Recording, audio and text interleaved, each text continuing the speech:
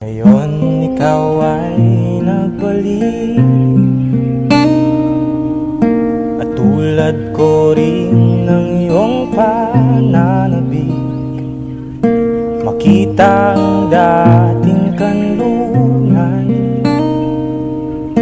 tahanan ng ating tula at pangarap. Ngayon ay naglaho na. Saan hanapin pa? Lumilipas ang panahon, kabiyak ng ating gunita,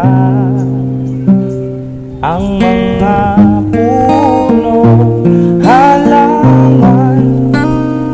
Bakit kailangang lumisan?